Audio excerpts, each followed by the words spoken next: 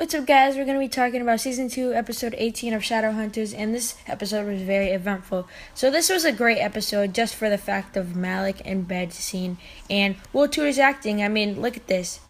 I wanted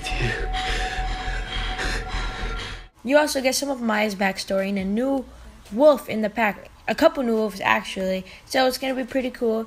But wait a few seconds later, and then you see Luke's stupid partner spying on him. Also, Max doesn't die. Hopefully that teaches him to freaking listen sometimes. Lastly, in this episode, you have Magnus feel like he has to choose between Alec and the Warlocks. So let's get into the review.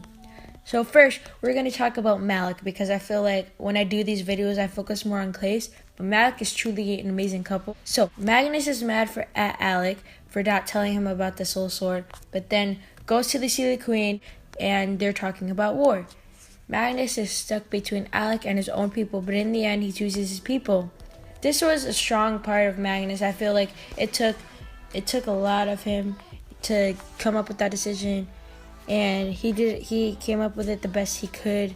I feel like Magnus being on the Sealy Queen's side would be the way of fighting the war, but I feel like the war is gonna take place at the end of the last episode, kind of like a cliffhanger, so they would have more content and something to go off in season 3. Next, we will talk about Sebastian, or Jonathan.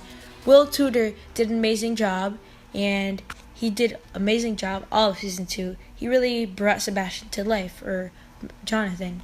He has shown his pain in a real Jonathan, and I really appreciate that. On the other hand, I don't appreciate him being such a weirdo. Like when Clary found out, he was just touching her lips and crap. Like, what is that? That's weird. But nonetheless, that's just Jonathan. Then, after you have Sebastian's amazing scene, you see how easy Clary gets away. And then after, you see how easy Sebastian gets away. Like, he must have killer abs though, because he got stabbed in the stomach twice. One by Max, one by Clary. So, I don't know how that worked. So, Clary gets the mirror, and then it breaks when she tries to restrain its power. But that didn't work with the Soul Sword. You know, if you have all three of them together, they will still work. So what is the point of restraining it?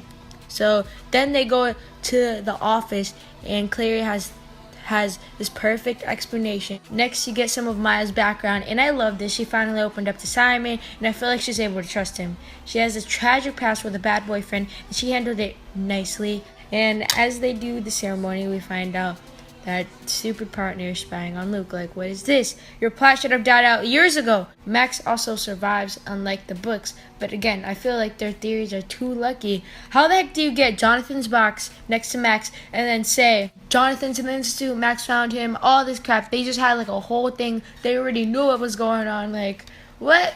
I don't get it. How do you get that from one clue? I get that they're like professionals and everything, but I feel like it's a little stretch, and they should make it a little bit more realistic.